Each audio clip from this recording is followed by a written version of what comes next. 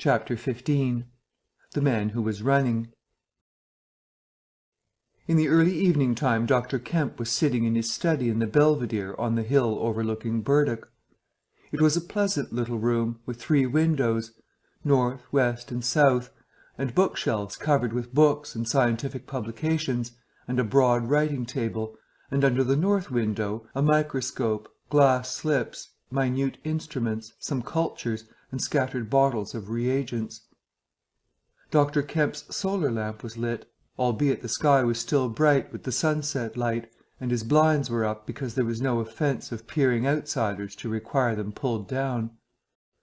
Dr. Kemp was a tall and slender young man, with flaxen hair and a moustache almost white, and the work he was upon would earn him, he hoped, the fellowship of the Royal Society, so highly did he think of it.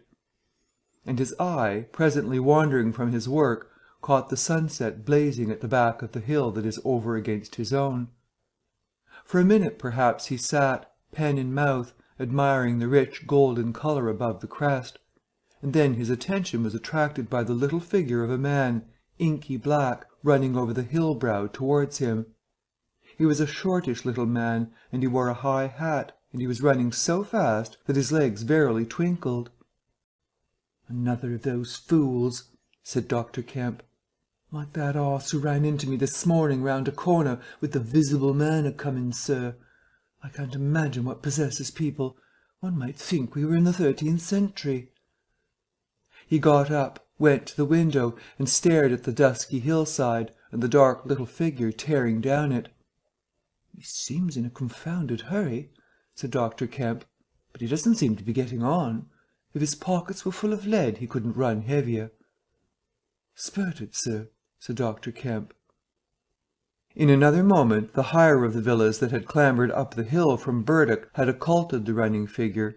He was visible again for a moment, and again, and then again, 3 times between the 3 detached houses that came next, and then the terrace hid him. "'Osses," said Dr. Kemp, swinging round on his heel and walking back to his writing table. But those who saw the fugitive nearer, and perceived the abject terror on his perspiring face, being themselves in the open roadway, did not share in the doctor's contempt.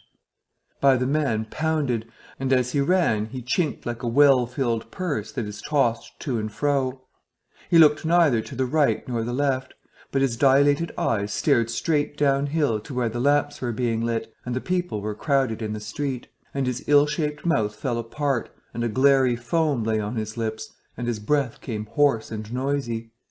All he passed stopped, and began staring up the road and down, and interrogating one another, with an inkling of discomfort for the reason of his haste.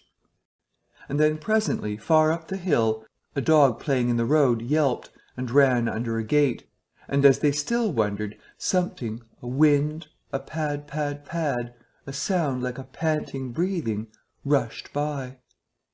People screamed. People sprang off the pavement. It passed in shouts. It passed by instinct down the hill. They were shouting in the street before Marvell was half-way there. They were bolting into houses and slamming the doors behind them, with the news. He heard it and made one last desperate spurt. Fear came striding by, rushed ahead of him, and in a moment had seized the town. "The Invisible Man is coming! The Invisible Man!" Chapter 16 In the Jolly Cricketers The Jolly Cricketers is just at the bottom of the hill, where the tram lines begin.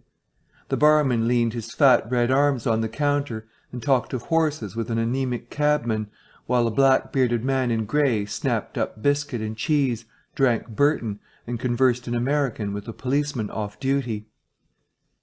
"What's the shouting about?" said the anaemic cabman, going off at a tangent, trying to see up the hill over the dirty yellow blind in the low window of the inn. Somebody ran by outside. "Faugh, perhaps," said the barman. Footsteps approached, running heavily. The door was pushed open violently, and Marvell, weeping and dishevelled, his hat gone, the neck of his coat torn open, rushed in, made a convulsive turn, and attempted to shut the door. It was held half open by a strap. coming!" he bawled, his voice shrieking with terror. "He's coming! The Invisible Man! After me! For God's sake, help! Help! Help!" "Shut the doors," said the policeman. "Who's coming? What's the row?" He went to the door, released the strap, and it slammed. The American closed the other door. "Let me go inside," said Marvel, staggering and weeping, but still clutching the books. "Let me go inside. Lock me in. Somewhere. I tell you he's after me. I've given the slip. He said he'd kill me, and he will." "You're safe," said the man with the black beard. "The door's shut. What's it all about?" "Let me go inside," said Marvel, and shrieked aloud as a blow suddenly made the fastened door shiver, and was followed by a hurried rapping and a shouting outside. "Hullo!" cried the policeman. "Who's there?" Mr. Marvel began to make frantic dives at panels that looked like doors. "You kill me. He's got a knife or something. For God's sake." "Here you are," said the barman. "Come in here." And he held up the flap of the bar. Mr. Marvel rushed behind the bar as the summons outside was repeated. "Don't open the door," he screamed. "Please don't open the door. Where shall I hide?" This invisible man, then?" asked the man with the black beard, with one hand behind him. "I guess it's about time we saw him." The window of the inn was suddenly smashed in, and there was a screaming and running to and fro in the street. The policeman had been standing on the settee staring out, craning to see who was at the door. He got down with raised eyebrows. "It's that," he said. The barman stood in front of the bar parlour door, which was now locked on Mr. Marvel, stared at the smashed window, and came round to the two other men. Everything was suddenly quiet. "I wish I had my truncheon," said the policeman, going irresolutely to the door. "Once we open, in he comes. There's no stopping him." "Don't you be in too much hurry about that door," said the anaemic cabman, anxiously. "Draw the bolts," said the man with the black beard, "and if he comes—" He showed a revolver in his hand. "That won't do," said the policeman. "That's murder."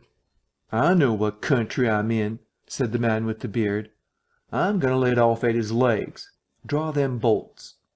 "Not with that blinking thing going off behind me," said the barman, craning over the blind. "Very well," said the man with the black beard, and stooping down, revolver ready, drew them himself. Barman, cabman, and policeman faced about.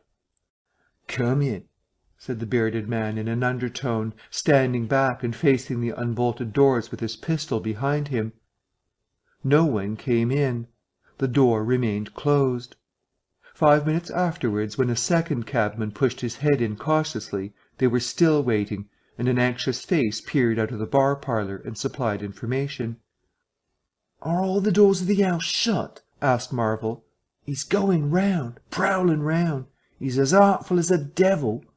"Good Lord!" said the burly barman. "There's the back. Just watch them doors. I say!" He looked about him helplessly. The bar parlour door slammed and they heard the key turn. "There's the yard door and the private door. The yard door." He rushed out of the bar. In a minute he reappeared with a carving knife in his hand. "The yard door was open," he said, and his fat underlip dropped. "He may be in the house now," said the first cabman. "He's not in the kitchen," said the barman. "There's 2 women there, and I've stabbed every inch of it with this little beef slicer, and they don't think he's come in. They haven't noticed." "Have you fastened it?" asked the first cabman. "I'm out of frocks," said the barman. The man with the beard replaced his revolver, and even as he did so the flap of the bar was shut down and the bolt clicked, and then with a tremendous thud the catch of the door snapped and the bar parlour door burst open. They heard Marvel squeal like a caught leveret, and forthwith they were clambering over the bar to his rescue. The bearded man's revolver cracked, and the looking-glass at the back of the parlour starred and came smashing and tinkling down. As the barman entered the room he saw Marvel curiously crumpled up and struggling against the door that led to the yard and kitchen. The door flew open while the barman hesitated, and Marvel was dragged into the kitchen. There was a scream and a clatter of pans. Marvel, head down and lugging back obstinately, was forced to the kitchen door, and the bolts were drawn. Then the policeman, who had been trying to pass the barman, rushed in, followed by one of the cabmen, gripped the wrist of the invisible hand that collared Marvel, was hit in the face and went reeling back. The door opened, and Marvel made a frantic effort to obtain a lodgment behind it. Then the cabman collared something. "I got him," said the cabman. The barman's red hands came clawing at the unseen. "Here he is," said the barman. Mr. Marvel, released, suddenly dropped to the ground and made an attempt to crawl behind the legs of the fighting men. The struggle blundered round the edge of the door. The voice of the invisible man was heard for the first time, yelling out sharply as the policeman trod on his foot. Then he cried out passionately, and his fists flew round like flails. The cabman suddenly whooped and doubled up, kicked under the diaphragm. The door into the bar parlour from the kitchen slammed and covered Mr. Marvel's retreat. The men in the kitchen found themselves clutching at and struggling with empty air. "Where's he gone?" cried the man with the beard. "Out?" "This way," said the policeman, stepping into the yard and stopping. A piece of tile whizzed by his head and smashed among the crockery on the kitchen table. "I'll show him," shouted the man with the black beard, and suddenly a steel barrel shone over the policeman's shoulder, and 5 bullets had followed one another into the twilight whence the missile had come. As he fired, the man with the beard moved his hand in a horizontal curve, so that his shots radiated out into the narrow yard like spokes from a wheel. A silence followed. "5 cartridges," said the man with the black beard. "That's the best of all. 4 aces and a joker. Get a lantern, someone, and come and feel about for his body." Chapter 17. Dr. Kemp's Visitor.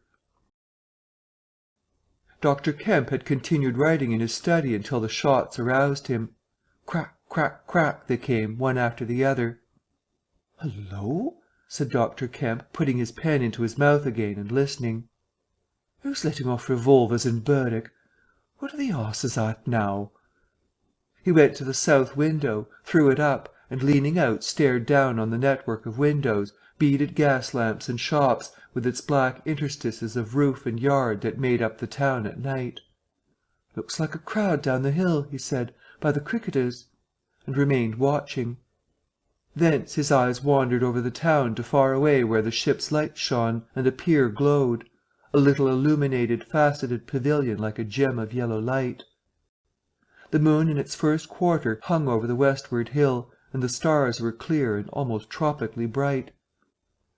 After 5 minutes, during which his mind had travelled into a remote speculation of social conditions of the future, and lost itself at last over the time dimension, Dr. Kemp roused himself with a sigh, pulled down the window again, and returned to his writing desk. It must have been about an hour after this that the front door bell rang. He had been writing slackly, and with intervals of abstraction, since the shots. He sat listening. He heard the servant answer the door, and waited for her feet on the staircase, but she did not come. "Wonder what that was," said Dr. Kemp. He tried to resume his work, failed, got up, went downstairs from his study to the landing, rang, and called over the balustrade to the housemaid as she appeared in the hall below. "Was that a letter?" he asked. "Only a runaway ring, sir," she answered. "I'm restless to-night," he said to himself. He went back to his study, and this time attacked his work resolutely. In a little while he was hard at work again, and the only sounds in the room were the ticking of the clock and the subdued shrillness of his quill, hurrying in the very centre of the circle of light his lamp-shade threw on his table. It was 2 o'clock before Dr. Kemp had finished his work for the night. He rose, yawned, and went downstairs to bed. He had already removed his coat and vest when he noticed that he was thirsty. He took a candle and went down to the dining-room in search of a siphon and whisky. Dr. Kemp's scientific pursuits have made him a very observant man, and as he recrossed the hall he noticed a dark spot on the linoleum near the mat at the foot of the stairs. He went on upstairs, and then it suddenly occurred to him to ask himself what the spot on the linoleum might be. Apparently some subconscious element was at work. At any rate, he turned with his burden, went back to the hall, put down the siphon and whiskey, and bending down, touched the spot. Without any great surprise, he found it had the stickiness and colour of drying blood. He took up his burden again, and returned upstairs, looking about him and trying to account for the blood spot. On the landing he saw something and stopped, astonished. The door-handle of his own room was blood-stained. He looked at his own hand. It was quite clean, and then he remembered that the door of his room had been open when he came down from his study, and that consequently he had not touched the handle at all. He went straight into his room, his face quite calm, perhaps a trifle more resolute than usual. His glance, wandering inquisitively, fell on the bed. On the counterpane was a mess of blood, and the sheet had been torn. He had not noticed this before because he had walked straight to the dressing-table. On the further side the bedclothes were depressed as if someone had been recently sitting there. Then he had an odd impression that he had heard a low voice say, "Good heavens! Kemp!" But Dr. Kemp was no believer in voices. He stood staring at the tumbled sheets. Was that really a voice? He looked about again, but noticed nothing further than the disordered and blood-stained bed. Then he distinctly heard a movement across the room, near the wash-hand stand. All men, however highly educated, retain some superstitious inklings. The feeling that is called eerie came upon him. He closed the door of the room, came forward to the dressing-table, and put down his burdens.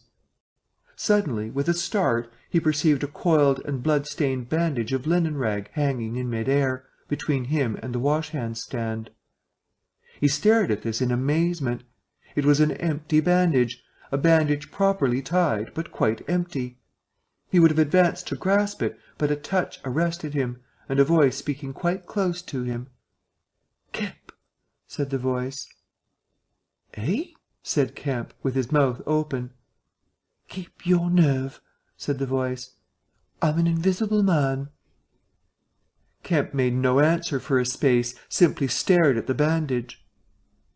"Invisible man," he said. "I'm an invisible man," repeated the voice. The story he had been active to ridicule only that morning rushed through Kemp's brain. He does not appear to have been either very much frightened or very greatly surprised at the moment. Realization came later. "I thought it was all a lie," he said. The thought uppermost in his mind was the reiterated arguments of the morning. "Have you a bandage on?" he asked. "Yes," said the invisible man. "Oh," said Kemp, and then roused himself. "I say," he said, "but this is nonsense. It's some trick." He stepped forward suddenly, and his hand, extended towards the bandage, met invisible fingers. He recoiled at the touch, and his colour changed. "Keep steady, Kemp, for God's sake. I want help badly. Stop." The hand gripped his arm. He struck at it. "Kemp!" cried the voice. "Kemp, keep steady!" And the grip tightened. A frantic desire to free himself took possession of Kemp. The hand of the bandaged arm gripped his shoulder, and he was suddenly tripped and flung backwards upon the bed. He opened his mouth to shout, and the corner of the sheet was thrust between his teeth. The invisible man had him down grimly, but his arms were free, and he struck and tried to kick savagely. "Listen to reason, will you?" said the invisible man, sticking to him in spite of a pounding in the ribs. "By heaven, you'll madden me in a minute. Lie still, you fool!" bawled the invisible man in Kemp's ear. Kemp struggled for another moment, and then lay still. "If you shout, I'll smash your face," said the invisible man, relieving his mouth. "I'm an invisible man. It's no foolishness and no magic. I really am an invisible man, and I want your help. I don't want to hurt you, but if you behave like a frantic rustic, I must. Don't you remember me, Kemp? Griffin, of University College?" "Let me get up," said Kemp. "I'll stop where I am, and let me sit quiet for a minute." He sat up and felt his neck. "I am Griffin of University College, and I have made myself invisible. I am just an ordinary man. A man you have known, made invisible." "Griffin?" said Kemp. "Griffin," answered the voice. "A younger student than you were, almost an albino, 6 feet high and broad, with a pink and white face and red eyes, who won the medal for chemistry." "I am confused," said Kemp. "My brain is rioting. What has this to do with Griffin?" "I am Griffin." Kemp thought. "It's horrible," he said. "But what devilry must happen to make a man invisible?" "It's no devilry. It's a process, sane and intelligible enough." "It's horrible," said Kemp. "How on earth—" "It's horrible enough, but I'm wounded and in pain and tired. Great God, Kemp, you are a man. Take it steady. Give me some food and drink, and let me sit down here." Kemp stared at the bandage as it moved across the room, then saw a basket chair dragged across the floor and come to rest near the bed. It creaked, and the seat was depressed the quarter of an inch or so. He rubbed his eyes and felt his neck again. "This beats ghosts," he said, and laughed stupidly. "That's better. Thank heaven you're getting sensible." "Oh, silly," said Kemp, and knuckled his eyes. "Give me some whiskey. I'm near dead." "It didn't feel so. Where are you? If I get up, shall I run into you? There. All right. Whiskey? Here. Where shall I give it to you?" The chair creaked, and Kemp felt the glass drawn away from him. He let go by an effort. His instinct was all against it. It came to rest poised 20 inches above the front edge of the seat of the chair. He stared at it in infinite perplexity. This must be hypnotism. You have suggested you are invisible." "Nonsense," said the voice. "It's frantic." "Listen to me." "I demonstrated conclusively this morning," began Kemp, "that invisibility—" "Never mind what you've demonstrated. I'm starving," said the voice, "and the night is chilly to a man without clothes."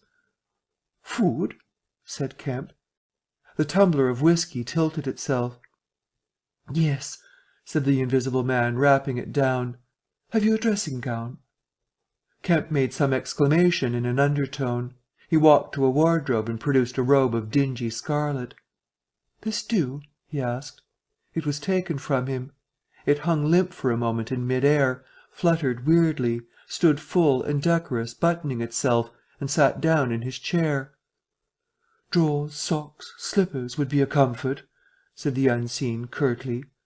"And food." "Anything. But this is the insanest thing I ever was in my life." He turned out his drawers for the articles, and then went downstairs to ransack his larder. He came back with some cold cutlets and bread, pulled up a light table, and placed them before his guest. "Never mind knives," said his visitor, and a cutlet hung in mid-air, with a sound of gnawing. "Invisible," said Kemp, and sat down on a bedroom chair. "I always like to get something about me before I eat," said the invisible man, with a full mouth, eating greedily. "Queer fancy." "I suppose that wrist is all right," said Kemp. "Trust me," said the invisible man. "Of all the strange and wonderful—" "Exactly. But it's odd I should blunder into your house to get my bandaging. My first stroke of luck. Anyhow, I meant to sleep in this house to night. You must stand that. It's a filthy nuisance, my blood showing, isn't it? Quite a clot over there. Gets visible as it coagulates, I see. It's only the living tissue I've changed, and only for as long as I'm alive. I've been in the house 3 hours." "But how's it done?" began Kemp, in a tone of exasperation. "Confound it, the whole business! It's unreasonable from beginning to end." "Quite reasonable," said the invisible man. "Perfectly reasonable." He reached over and secured the whiskey bottle. Kemp stared at the devouring dressing gown. A ray of candlelight penetrating a torn patch in the right shoulder made a triangle of light under the left ribs. "What were the shots?" he asked. How did the shooting begin?" "There was a real fool of a man, a sort of confederate of mine, curse him, who tried to steal my money, has done so." "Is he invisible too?" "No." "Well? Can't I have some more to eat before I tell you all that? I'm hungry, in pain, and you want me to tell stories." Kemp got up. "You didn't do any shooting?" he asked. "Not me," said his visitor. "Some fool I'd never seen fired at random. A lot of them got scared. They all got scared at me. Curse them! I say, I want more to eat than this, Kemp." "I'll see what there is to eat downstairs," said Kemp. "Not much, I'm afraid." After he had done eating, and he made a heavy meal, the Invisible Man demanded a cigar. He bit the end savagely before Kemp could find a knife, and cursed when the outer leaf loosened. It was strange to see him smoking. His mouth and throat, pharynx and nares, became visible as a sort of whirling smoke cast. "This blessed gift of smoking," he said, and puffed vigorously. "I'm lucky to have fallen upon you, Kemp. You must help me. Fancy tumbling on you just now. I'm in a devilish scrape. I've been mad, I think. The things I've been through. But we will do things yet. Let me tell you." He helped himself to more whisky and soda. Kemp got up, looked about him, and fetched a glass from his spare room.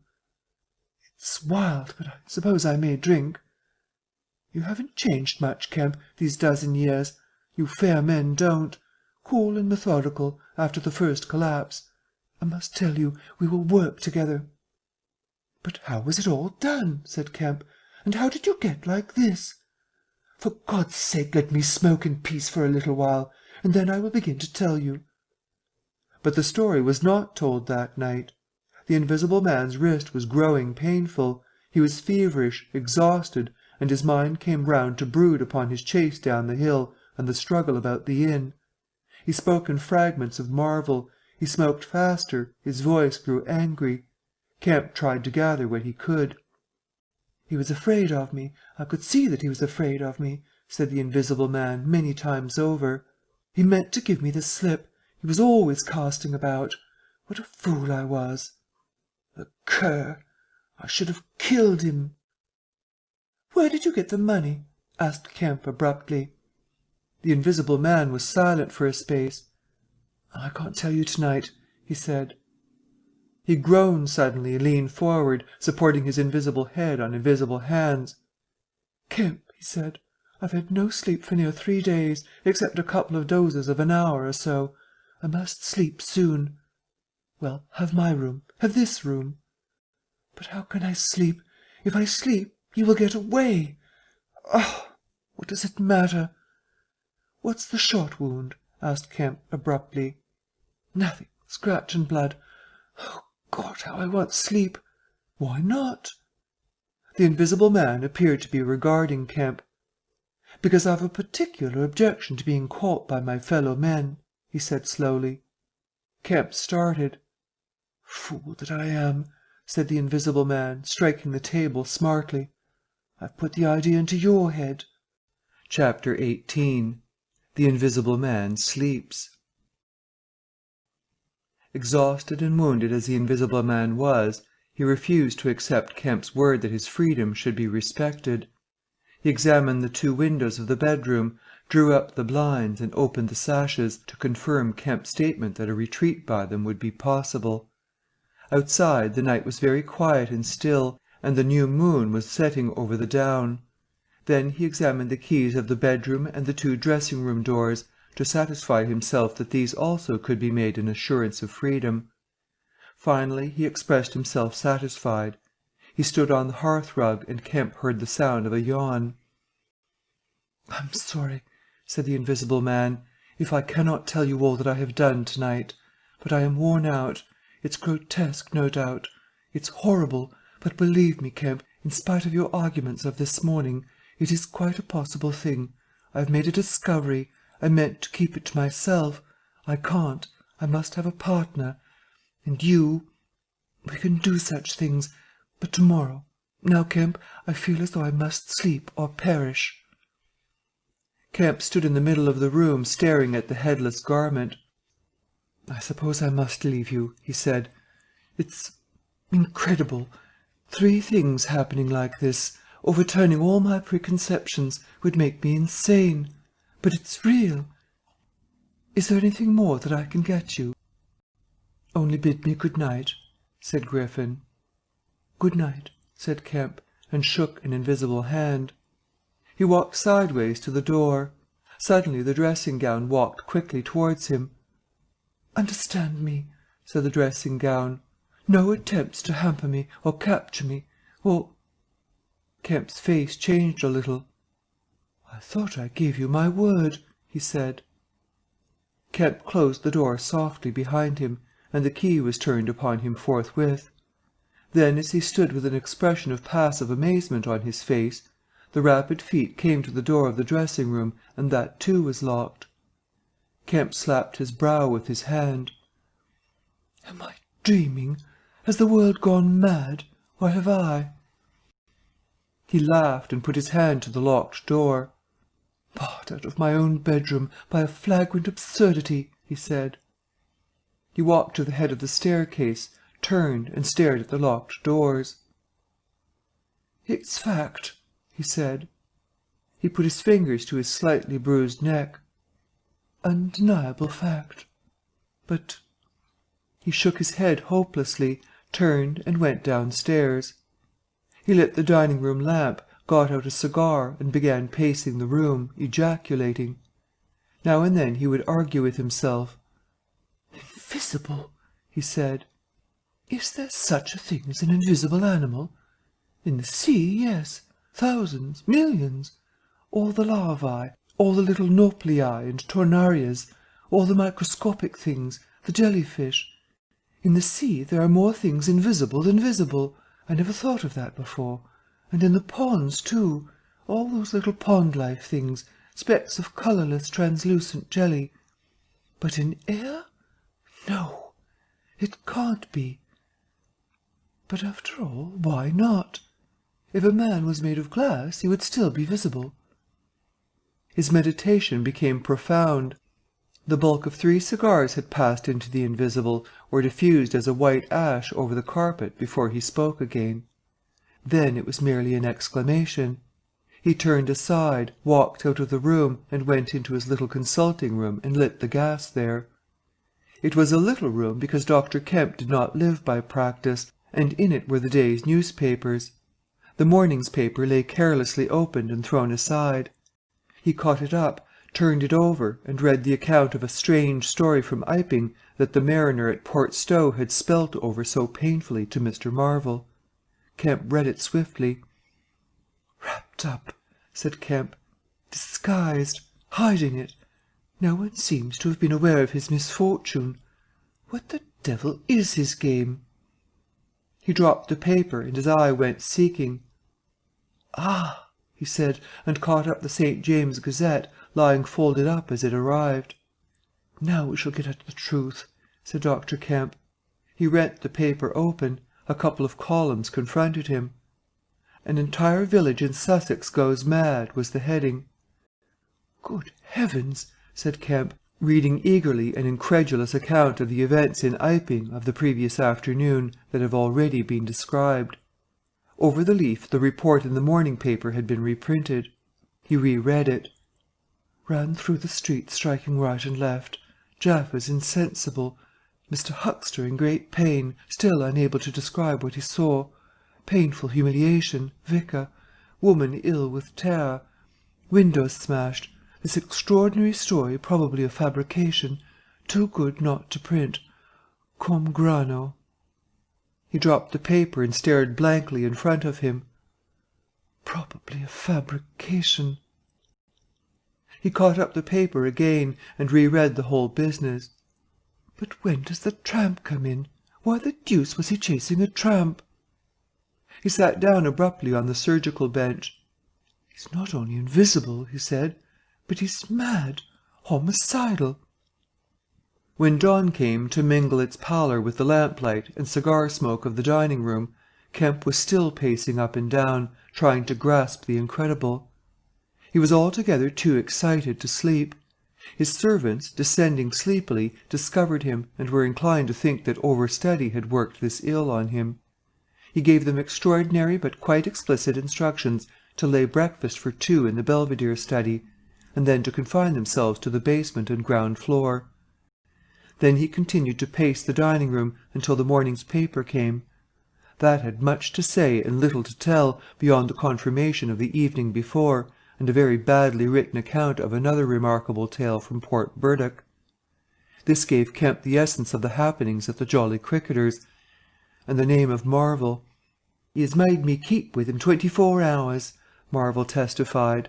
Certain minor facts were added to the Iping story, notably the cutting of the village telegraph wire.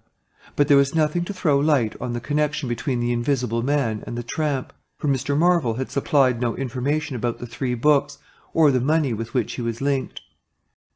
The incredulous tone had vanished, and a shoal of reporters and inquirers were already at work elaborating the matter. Kemp read every scrap of the report, and sent his housemaid out to get every one of the morning papers she could. These also he devoured. "He is invisible," he said, "and it reads like rage growing to mania. The things he may do, and he's upstairs, free as the air. What on earth ought I to do? For instance, would it be a breach of faith if... No?" He went to a little untidy desk in the corner and began a note. He tore this up half written and wrote another. He read it over and considered it.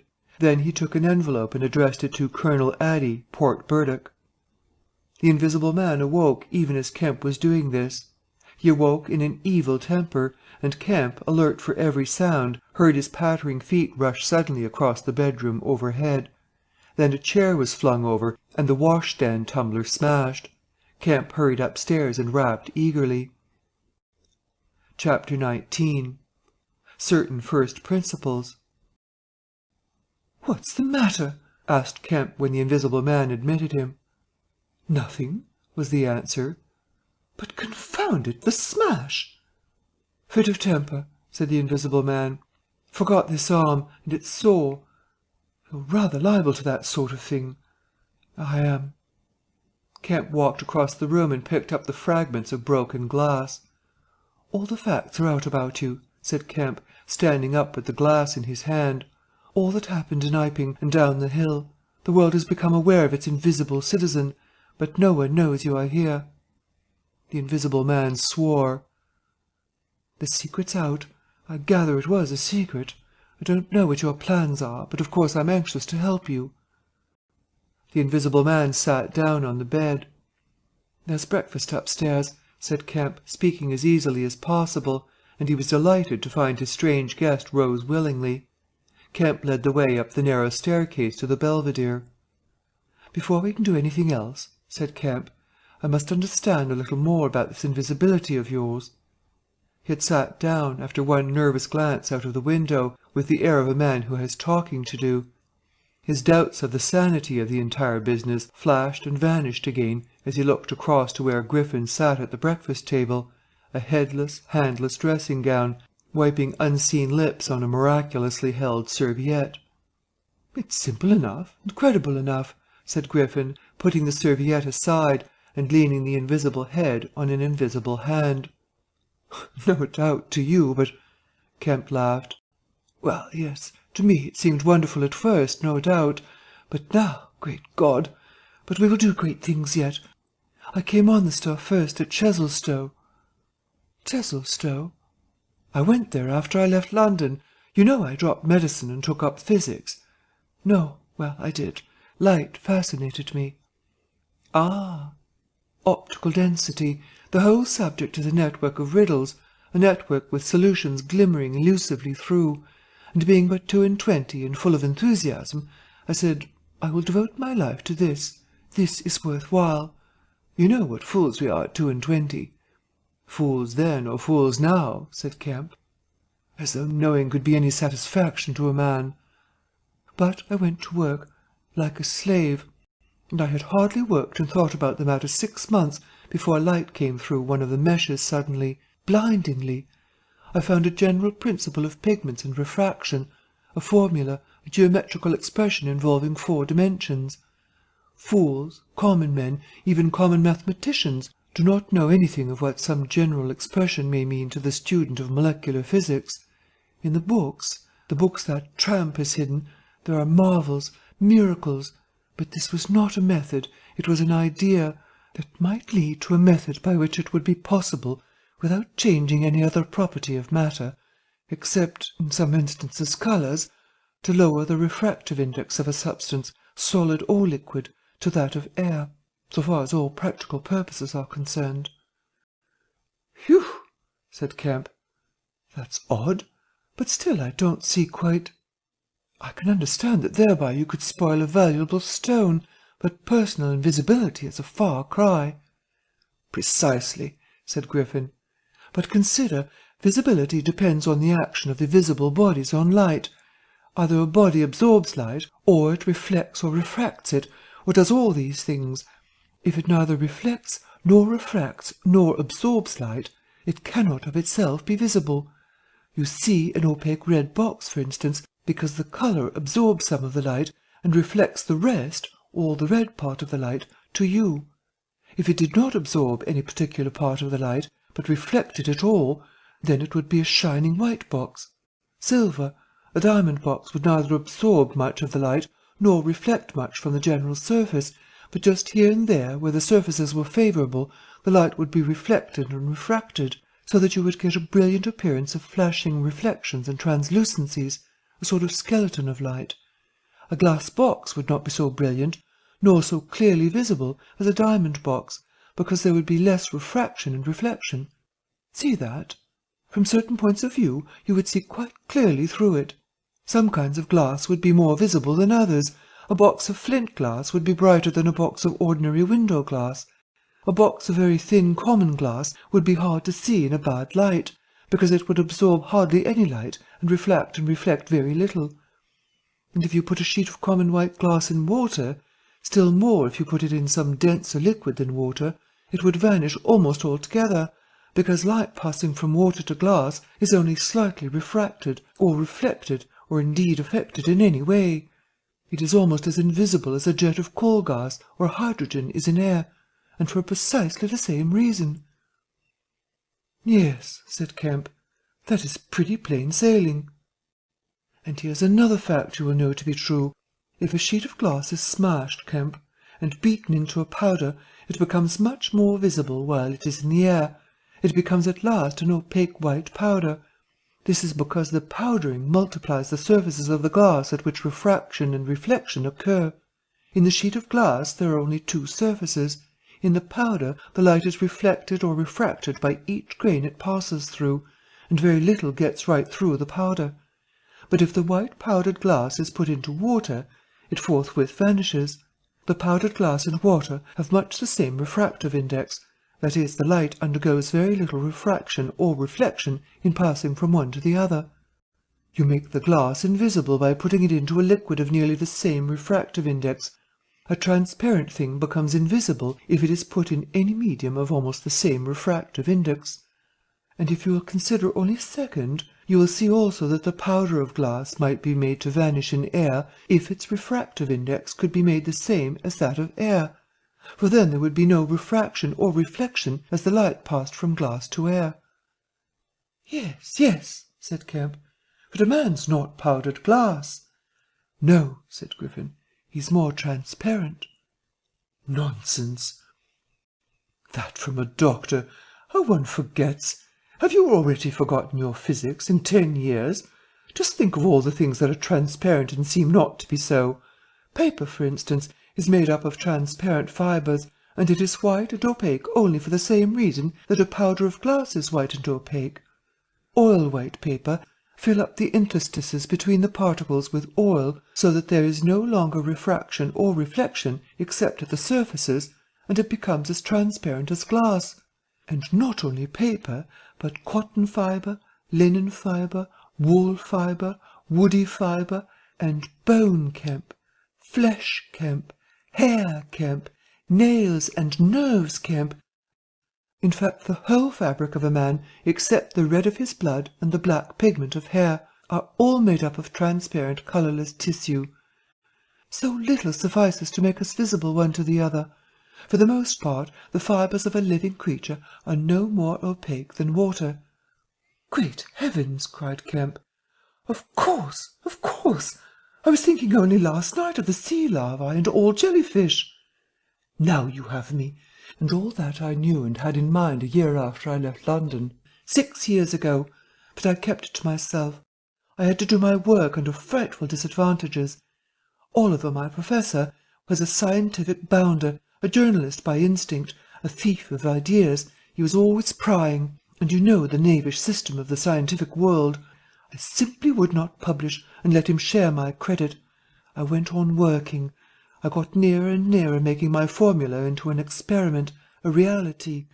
I told no living soul, because I meant to flush my work upon the world with a crushing effect and become famous at a blow. I took up the question of pigments to fill up certain gaps, and suddenly, not by design but by accident, I made a discovery in physiology." "Yes?" "You know the red colouring matter of blood? It can be made white, colourless, and remain with all the functions it has now." Kemp gave a cry of incredulous amazement. The Invisible Man rose and began pacing the little study. "You may well exclaim. I remember that night. It was late at night. In the daytime one was bothered with the gaping, silly students, and I worked then sometimes till dawn. It came suddenly, splendid and complete in my mind. I was alone. The laboratory was still, with the tall lights burning brightly and silently. In all my great moments I have been alone. One could make an animal, a tissue, transparent. One could make it invisible. All except the pigments. I could be invisible, I said, suddenly realizing what it meant to be an albino with such knowledge. It was overwhelming. I left the filtering I was doing and went and stared out of the great window at the stars. I could be invisible, I repeated. To do such a thing would be to transcend magic, and I beheld, unclouded by doubt, a magnificent vision of all that invisibility might mean to a man, the mystery, the power, the freedom. Drawbacks I saw none. You have only to think, and I, a shabby, poverty-struck, hemmed-in demonstrator, teaching fools in a provincial college, might suddenly become this. I ask you, Kemp, if you, anyone, I tell you, would have flung himself upon that research. And I worked 3 years, and every mountain of difficulty I toiled over showed another from its summit. The infinite details, and the exasperation. A professor, a provincial professor, always prying. When are you going to publish this work of yours, was his everlasting question. And the students, the cramped means. 3 years I had of it. And after 3 years of secrecy and exasperation, I found that to complete it was impossible. Impossible." "How?" asked Kemp. "Money," said the Invisible Man, and went again to stare out of the window. He turned around abruptly. "I robbed the old man, robbed my father. The money was not his, and he shot himself." Chapter 20. At the house in Great Portland Street. For a moment Kemp sat in silence, staring at the back of the headless figure at the window. Then he started, struck by a thought, rose, took the Invisible Man's arm, and turned him away from the outlook. "You're tired," he said, "and while I sit you walk about.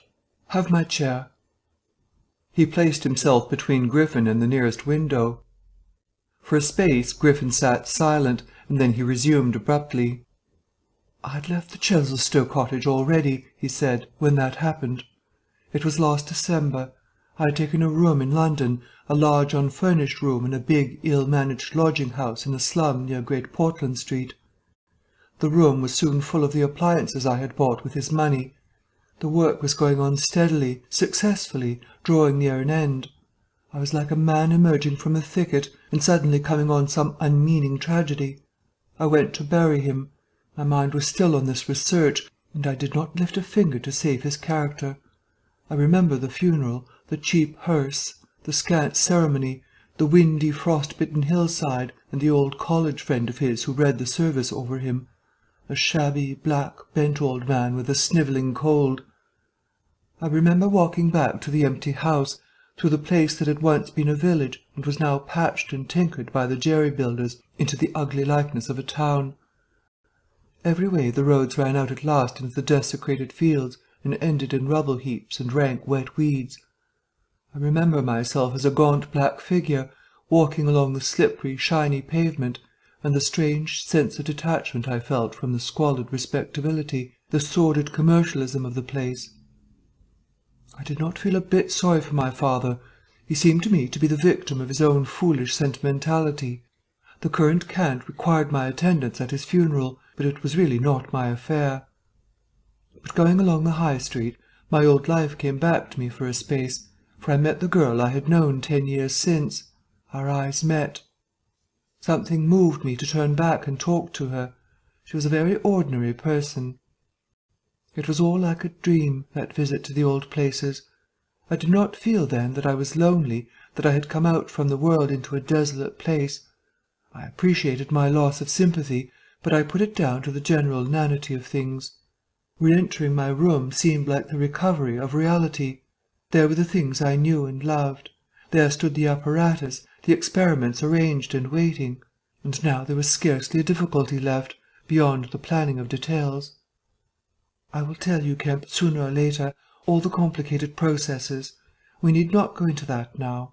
For the most part, saving certain gaps I chose to remember, they are written in cipher in those books that tramp has hidden. We must hunt him down. We must get those books again. But the essential phase was to place the transparent object whose refractive index was to be lowered between two radiating centres of a sort of ethereal vibration, of which I will tell you more fully later. No, not those Röntgen vibrations. I don't know that these others of mine have been described. Yet they are obvious enough. I needed 2 little dynamos, and these I worked with a cheap gas engine. My first experiment was with a bit of white wool fabric. It was the strangest thing in the world to see it in the flicker of the flashes, soft and white, and then to watch it fade like a wreath of smoke and vanish. I could scarcely believe I had done it. I put my hand into the emptiness, and there was the thing as solid as ever. I felt it awkwardly, and threw it on the floor. I had a little trouble finding it again. And then came a curious experience.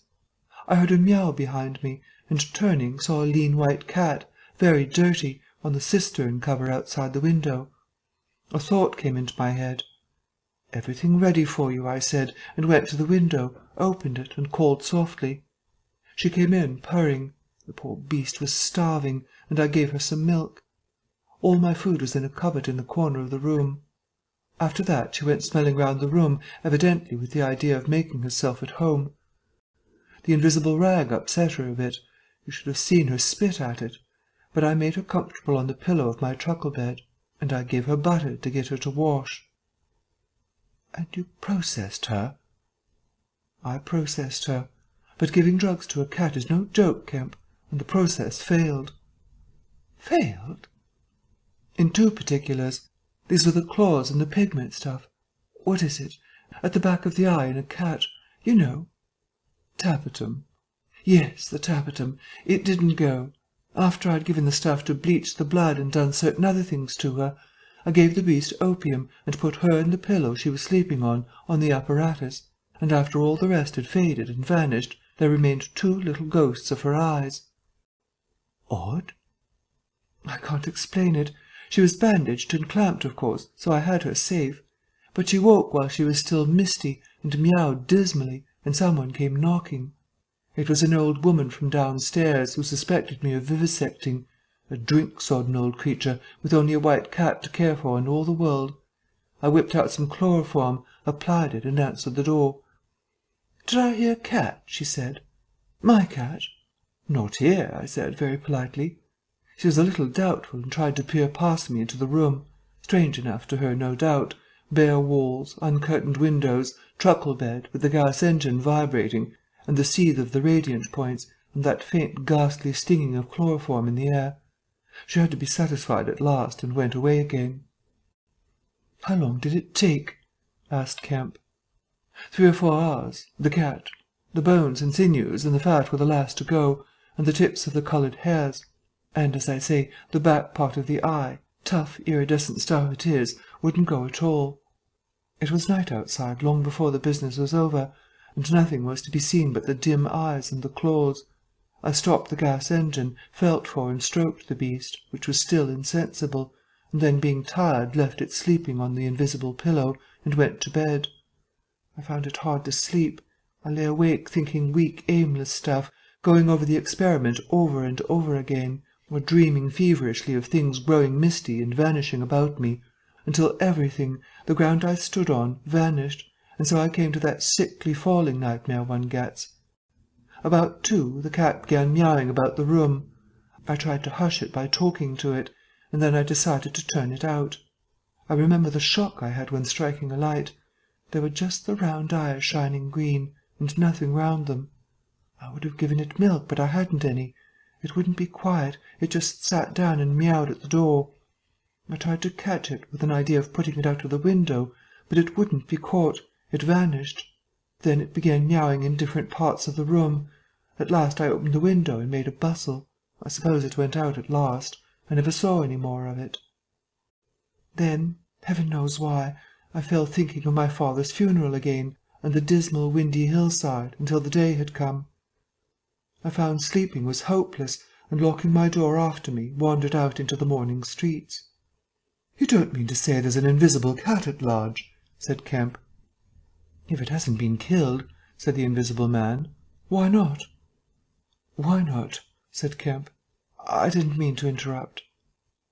"It's very probably been killed," said the Invisible Man.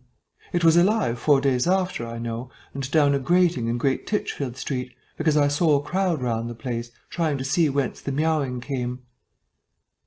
He was silent for the best part of a minute, then he resumed abruptly. "I remember that morning before the change very vividly. I must have gone up Great Portland Street. I remember the barracks in Albany Street, and the horse soldiers coming out, and at last I found the summit of Primrose Hill. It was a sunny day in January, one of those sunny frosty days that came before the snow this year. My weary brain tried to formulate the position, to plot out a plan of action. I was surprised to find, now that my prize was within my grasp, how inconclusive its attainment seemed. As a matter of fact, I was worked out. The intense stress of nearly 4 years' continuous work left me incapable of any strength of feeling. I was apathetic, and I tried in vain to recover the enthusiasm of my first inquiries, the passion of discovery that had enabled me to compass even the downfall of my father's grey hairs. Nothing seemed to matter.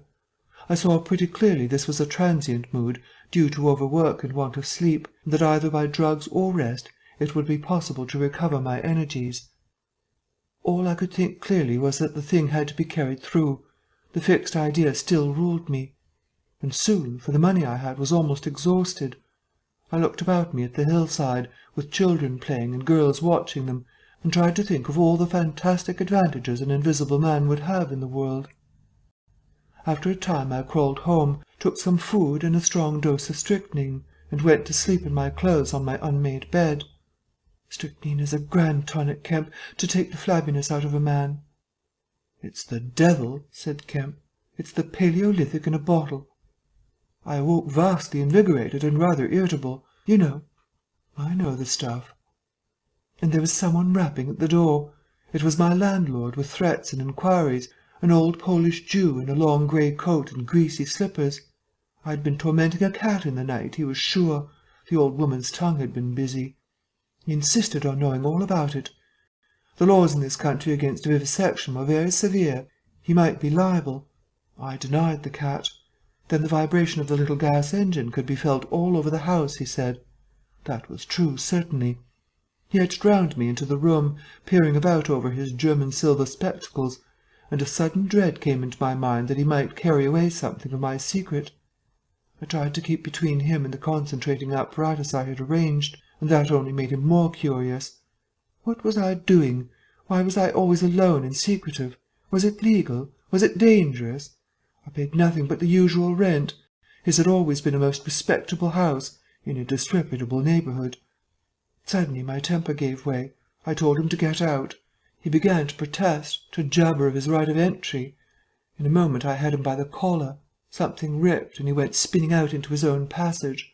I slammed and locked the door and sat down, quivering. He made a fuss outside, which I disregarded, and after a time he went away. But this brought matters to a crisis. I did not know what he would do, nor even what he had the power to do. To move to fresh apartments would have meant delay.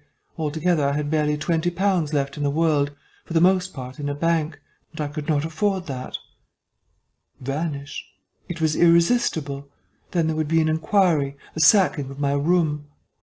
At the thought of the possibility of my work being exposed or interrupted at its very climax, I became very angry and active. I hurried out with my 3 books of notes, my cheque-book, the tramp has them now, and directed them from the nearest post-office to a house of call for letters and parcels in Great Portland Street. I tried to go out noiselessly. Coming in, I found my landlord going quietly upstairs, yet with the door closed, I suppose. You would have laughed to see him jump aside on the landing as I came tearing after him. He glared at me as I went by him, and I made the house quiver with the slamming of my door. I heard him come shuffling up to my floor, hesitate, and go down. I set to work upon my preparations forthwith. It was all done that evening and night. While I was still sitting under the sickly, drowsy influence of the drugs that decolorize blood, there came a repeated knocking at the door. It ceased, footsteps went away and returned, and the knocking was resumed. There was an attempt to push something under the door, a blue paper. Then, in a fit of irritation, I rose and went and flung the door wide open. "Now then," said I. It was my landlord, with a notice of ejectment or something. He held it out to me, saw something odd about my hands, I expect, and lifted his eyes to my face. For a moment he gaped. Then he gave a sort of inarticulate cry, dropped candle and writ together, and went blundering down the dark passage to the stairs. I shut the door, locked it, and went to the looking-glass. Then I understood his terror. My face was white, like white stone. But it was all horrible. I had not expected the suffering. A night of racking anguish, sickness, and fainting. I set my teeth, though my skin was presently afire, all my body afire. But I lay there like grim death. I understood now how it was the cat had howled until I chloroformed it. Lucky it was I lived alone and untended in my room. There were times when I sobbed and groaned and talked. But I stuck to it. I became insensible and walked languid in the darkness. The pain had passed. I thought I was killing myself, and I did not care. I shall never forget that dawn, and the strange horror of seeing that my hands had become as clouded glass, and watching them grow clearer and thinner as the day went by, until at last I could see the sickly disorder of my room through them, though I closed my transparent eyelids. My limbs became glassy, the bones and arteries faded, vanished, and the little white nerves went lost. I gritted my teeth and stayed there to the end. At last only the dead tips of the finger-nails remained, pallid and white, and the brown stain of some acid upon my fingers. I struggled up. At first I was as incapable as a swathed infant, stepping with limbs I could not see. I was weak and very hungry. I went and stared at nothing in my shaving-glass, at nothing save where an attenuated pigment still remained behind the retina of my eyes, fainter than mist. I had to hang on to the table and press my forehead against the glass.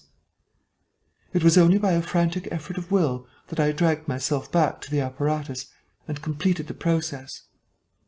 I slept during the forenoon, pulling the sheet over my eyes to shut out the light, and about midday I was awakened again by a knocking. My strength had returned. I sat up and listened and heard a whispering. I sprang to my feet and, as noiselessly as possible, began to detach the connections of my apparatus and to distribute it about the room so as to destroy the suggestions of its arrangement. Presently the knocking was renewed and voices called, first my landlord's and then 2 others. To gain time I answered them. The invisible rag and pillow came to hand, and I opened the window and pitched them out onto the cistern cover. As the window opened, a heavy crash came at the door. Someone had charged it with the idea of smashing the lock, but the stout bolts I had screwed up some days before stopped him. That startled me, made me angry. I began to tremble and do things hurriedly. I tossed together some loose paper, straw, packing paper, and so forth, in the middle of the room, and turned on the gas. Heavy blows began to rain upon the door. I could not find the matches. I beat my hands on the wall with rage. I turned down the gas again, stepped out of the window on the cistern cover, very softly lowered the sash, and sat down, secure and invisible, but quivering with anger, to watch events. They split a panel, I saw, and in another moment they had broken away the staples of the bolts and stood in the open doorway. It was the landlord and his 2 stepsons, sturdy young men of 3 or 4 and 20. Behind them fluttered the old hag of a woman from downstairs. You may imagine their astonishment to find the room empty. One of the younger men rushed to the window at once, flung it up and stared out. His staring eyes and thick-lipped, bearded face came a foot from my face. I was half-minded to hit his silly countenance, but I arrested my doubled fist. He stared right through me. So did the others as they joined him. The old man went and peered under the bed, and then they all made a rush for the cupboard. They had to argue about it at length in Yiddish and Cockney English. They concluded I had not answered them, that their imagination had deceived them. A feeling of extraordinary elation took the place of my anger as I sat outside the window and watched these 4 people, for the old lady came in, glancing suspiciously about her like a cat, trying to understand the riddle of my behaviour. The old man, so far as I could understand his patois, agreed with the old lady that I was a vivisectionist. The sons protested in gobbled English that I was an electrician, and appealed to the dynamos and radiators. They were all nervous about my arrival, although I found subsequently that they had bolted the front door. The old lady peered into the cupboard and under the bed, and one of the young men pushed up the register and stared up the chimney. One of my fellow lodgers, a costermonger who shared the opposite room with the butcher, appeared on the landing, and he was called in and told incoherent things. It occurred to me that the radiators, if they fell into the hands of some acute, well-educated person, would give me away too much, and watching my opportunity, I came into the room and tilted one of the little dynamos off its fellow on which it was standing, and smashed both apparatus. Then, while they were trying to explain the smash, I dodged out of the room and went softly downstairs. I went into one of the sitting-rooms, and waited until they came down, still speculating and argumentative, all a little disappointed at finding no horrors, and all a little puzzled how they stood legally towards me. Then I slipped up again with a box of matches, fired my heap of paper and rubbish, put the chairs and bedding thereby, led the gas to the affair by means of an india-rubber tube, and waving a farewell to the room, left it for the last time. "You fired the house!" exclaimed Kemp. Fired the house. It was the only way to cover my trail, and no doubt it was ensured. I slipped the bolts of the front door quietly and went out into the street. I was invisible, and I was only just beginning to realize the extraordinary advantage my invisibility gave me. My head was already teeming with plans of all the wild and wonderful things I had now impunity to do. Chapter 21. In Oxford Street. In going downstairs the first time, I found an unexpected difficulty because I could not see my feet. Indeed, I stumbled twice, and there was an unaccustomed clumsiness in gripping the bolt. By not looking down, however, I managed to walk on the level passably well. My mood, I say, was one of exultation. I felt as a seeing man might do, with padded feet and noiseless clothes, in a city of the blind. I experienced a wild impulse to jest, to startle people, to clap men on the back, fling people's hats astray, and generally revel in my extraordinary advantage. But hardly had I emerged upon Great Portland Street, however, my lodging was close to the big draper's shop there, when I heard a clashing concussion, and was hit violently behind, and turning saw a man carrying a basket of soda-water siphons, and looking in amazement at his burden. Although the blow had really hurt me, I found something so irresistible in his astonishment that I laughed aloud. "The devil's in the basket," I said, and suddenly twisted it out of his hand. He let it go incontinently, and I swung the whole weight into the air. But a fool of a cabman, standing outside a public-house, made a sudden rush for this, and his extending fingers took me with excruciating violence under the ear.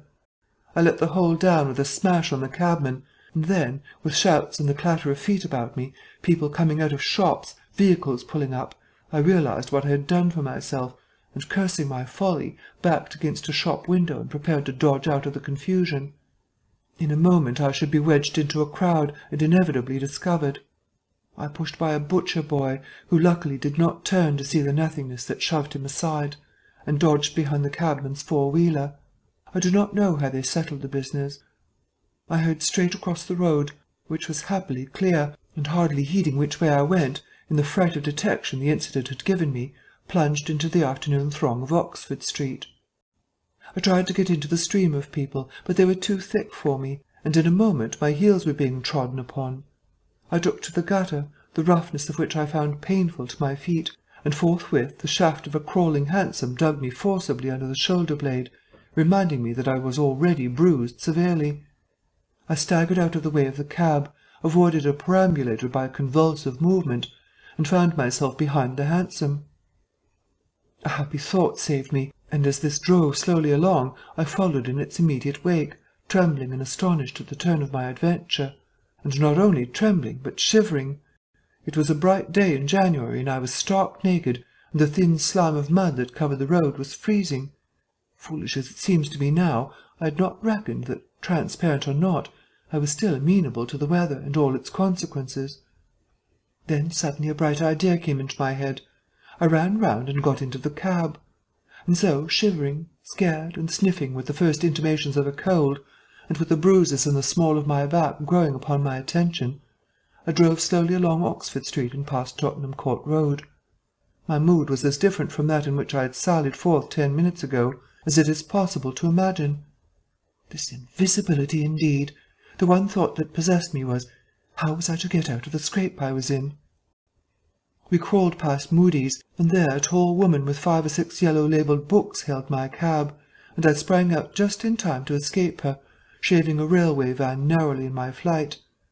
I made off up the roadway to Bloomsbury Square, intending to strike north past the museum and so get into the quiet district.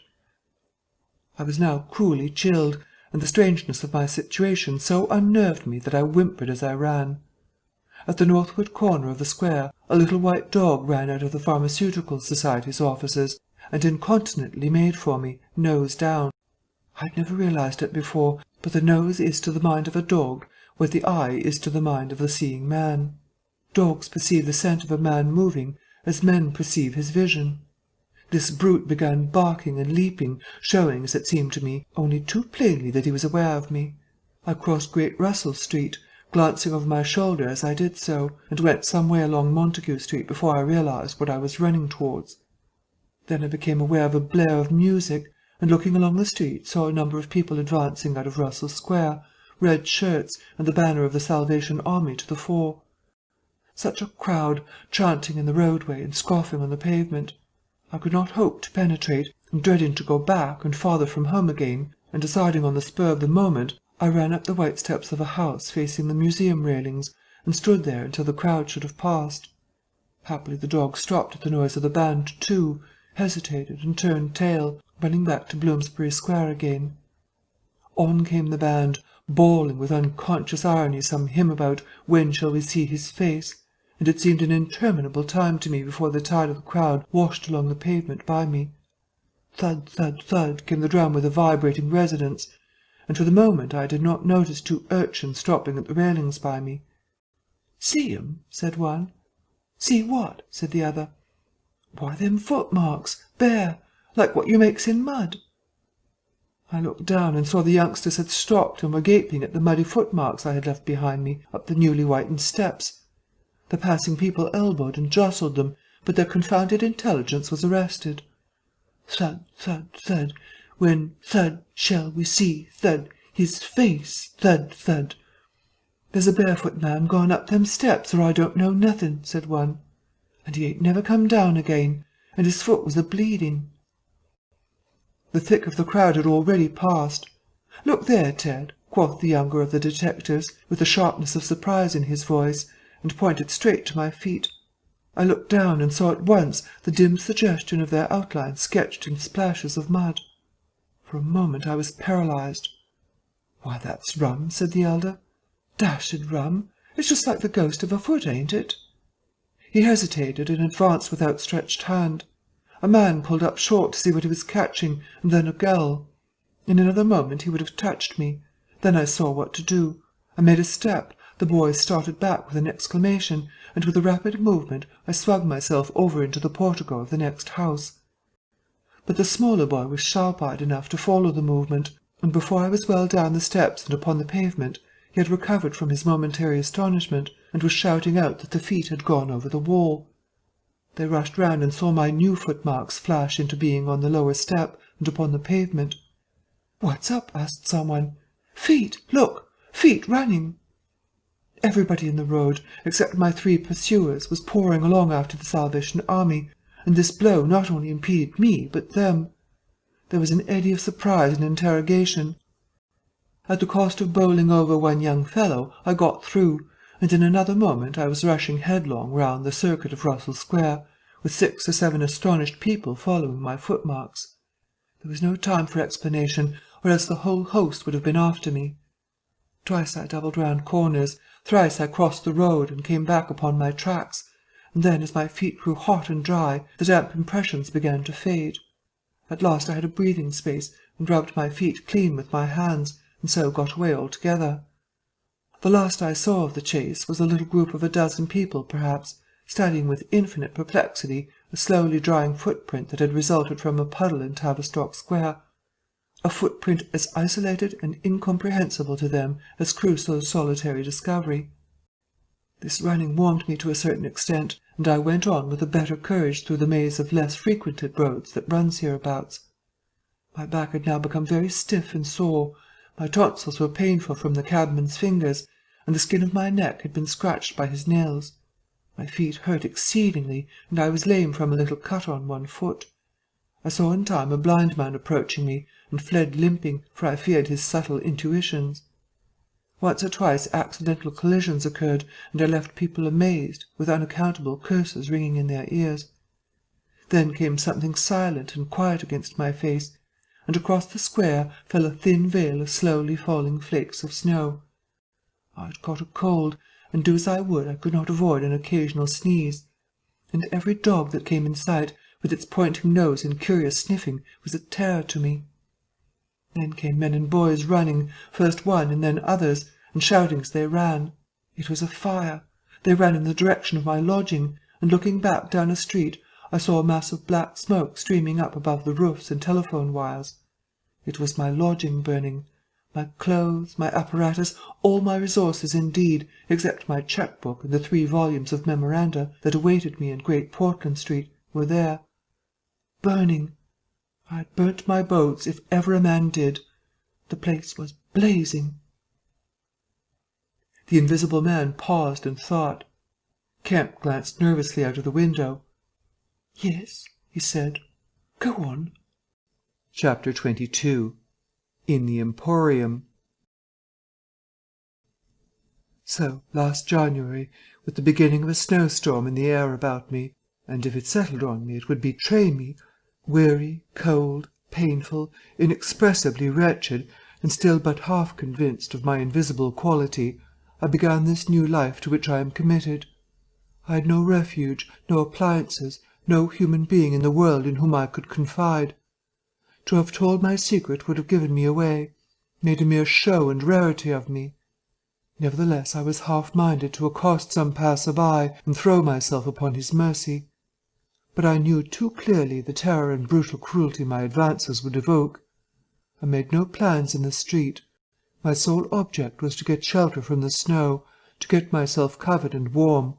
Then I might hope to plan. But even to me, an invisible man, the rows of London houses stood latched, barred, and bolted impregnably.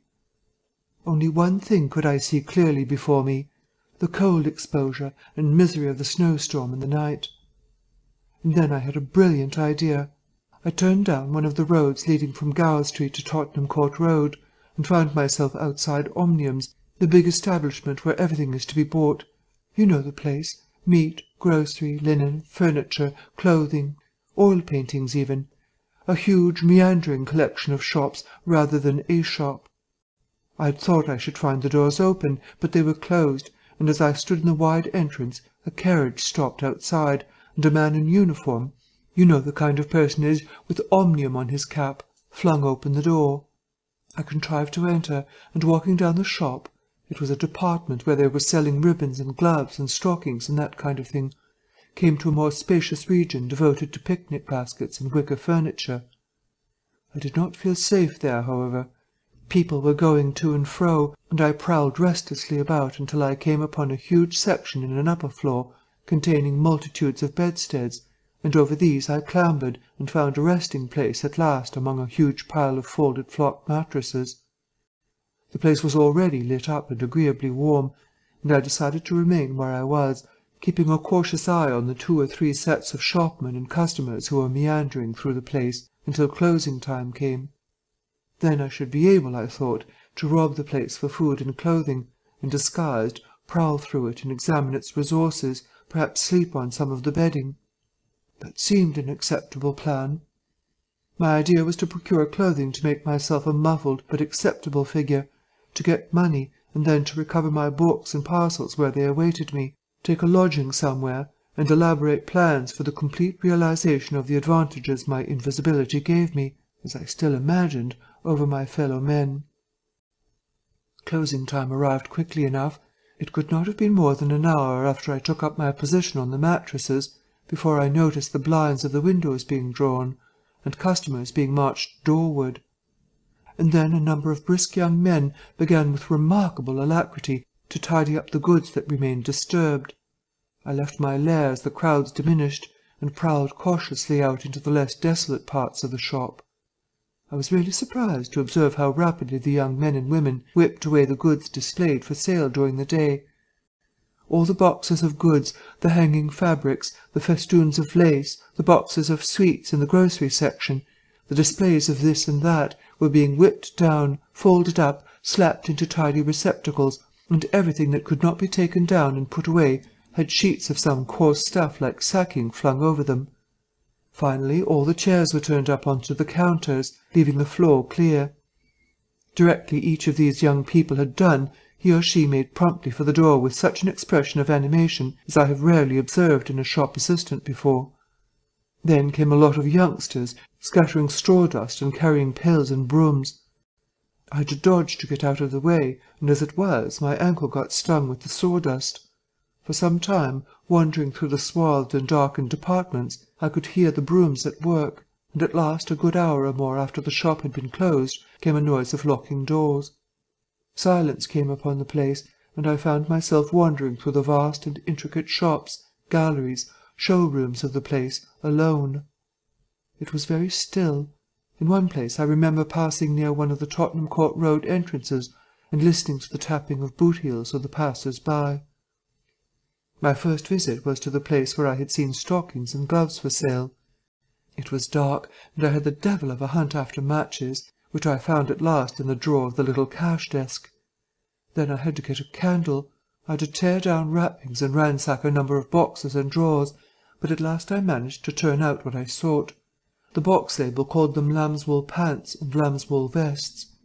Then socks, a thick comforter, and then I went to the clothing place and got trousers, a lounge jacket, an overcoat and a slouch hat, a clerical sort of hat with the brim turned down. I began to feel a human being again, and my next thought was food. Upstairs was the refreshment department, and there I got cold meat.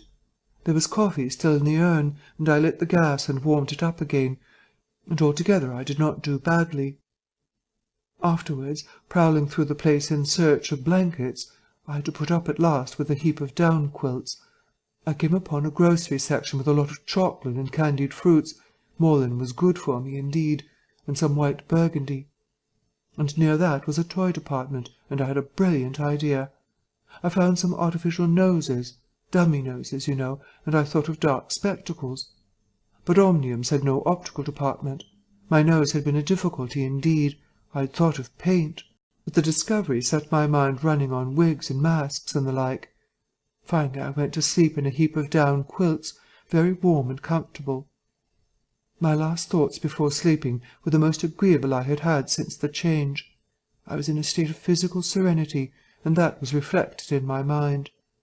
I thought that I should be able to slip out unobserved in the morning, with my clothes upon me, muffling my face with a white wrapper I had taken, purchase with the money I had taken, spectacles and so forth, and so complete my disguise.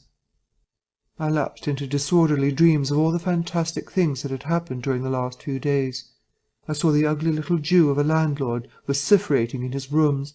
I saw his 2 sons marvelling, and the wrinkled old woman's gnarled face as she asked for her cat.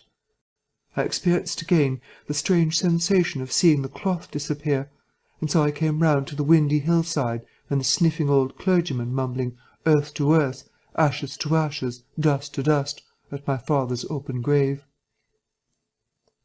"You also," said a voice, and suddenly I was being forced towards the grave. I struggled, shouted, appealed to the mourners, but they continued stonily following the service. The old clergyman, too, never faltered, droning and sniffing through the ritual. I realized I was invisible and inaudible, that overwhelming forces had their grip on me. I struggled in vain. I was forced over the brink. The coffin rang hollow as I fell upon it, and the gravel came flying after me in spadefuls. Nobody heeded me. Nobody was aware of me. I made convulsive struggles and awoke. The pale London dawn had come. The place was full of a chilly grey light that filtered round the edges of the window blinds. I sat up, and for a time I could not think where this ample apartment, with its counters, its piles of rolled stuff, its heap of quilts and cushions, its iron pillars, might be. Then, as recollection came back to me, I heard voices in conversation. Then, far down the place, in the brighter light of some department which had already raised its blinds, I saw 2 men approaching. I scrambled to my feet, looking about me for some way of escape, and even as I did so the sound of my movement made them aware of me. I suppose they saw merely a figure moving quietly and quickly away. "Who's that?" cried one, and "Stop there!" shouted the other. I dashed around a corner and came full tilt, a faceless figure, mind you, on a lanky lad of 15. He yelled and I bowled him over, rushed past him, turned another corner, and by a happy inspiration threw myself behind a counter. In another moment feet went running past, and I heard voices shouting, "All hands to the doors," asking what was up, and giving one another advice how to catch me. Lying on the ground, I felt scared out of my wits. But, odd as it may seem, it did not occur to me at the moment to take off my clothes, as I should have done. I had made up my mind, I suppose, to get away in them, and that ruled me. And then down the vista of the counters came a bawling of "Here he is!" I sprang to my feet, whipped a chair off the counter, and sent it whirling at the fool who had shouted, turned, came into another round a corner, sent him spinning, and rushed up the stairs. He kept his footing, gave a view hallo, and came up the staircase hot after me. Up the staircase were piled a multitude of those bright-coloured pot things. What are they? "Art pots," suggested Kemp. "That's it, art pots. Well, I turned at the top step and swung round, plucked one out of a pile and smashed it on his silly head as he came at me. The whole pile of pots went headlong, and I heard shouting and footsteps running from all parts.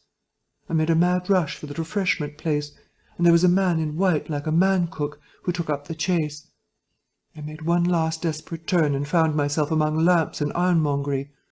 I went behind the counter of this and waited for my cook, and as he bolted in at the head of the chase, I doubled him up with a lamp. Down he went, and I crouched behind the counter and began whipping off my clothes as fast as I could.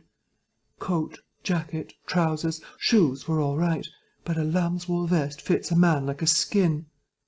I had more men coming. My cook was lying quiet on the other side of the counter, stunned or scared speechless, and I had to make another dash for it, like a rabbit hunted out of a wood-pile. "This way, policeman," I heard someone shouting. I found myself in my bedstead storeroom again, and at the end of a wilderness of wardrobes. I rushed among them, went flat, got rid of my vest after infinite wriggling, and stood a free man again, panting and scared as the policeman and 3 of the shopmen came round the corner. They made a rush for the vest and pants, and collared the trousers. "He's dropping his plunder," said one of the young men. "He must be somewhere here." But they did not find me all the same. I stood watching them hunt for me for a time, and cursing my ill luck in losing the clothes. Then I went into the refreshment room, drank a little milk I found there, and sat down by the fire to consider my position. In a little while 2 assistants came in and began to talk over the business very excitedly and like the fools they were. I had a magnified account of my depredations, and other speculations as to my whereabouts. Then I fell to scheming again. The insurmountable difficulty of the place, especially now it was alarmed, was to get any plunder out of it. I went down into the warehouse to see if there was any chance of packing and addressing a parcel, but I could not understand the system of checking. About 11 o'clock, the snow having thawed as it fell, and the day being finer and a little warmer than the previous one, I decided that the Emporium was hopeless, and went out again, exasperated at my want of success, with only the vaguest plans of action in my mind. Chapter 23.